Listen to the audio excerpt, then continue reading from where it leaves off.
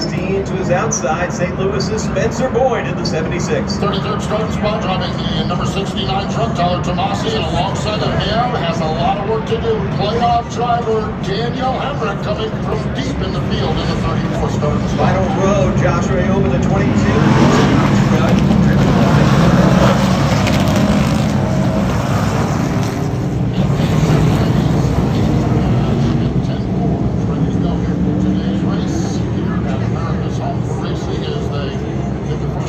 Conditions at the ROVAL, the Truck Series, here at the ROVAL at Charlotte Motor Speedway. Tough trucks, tough drivers.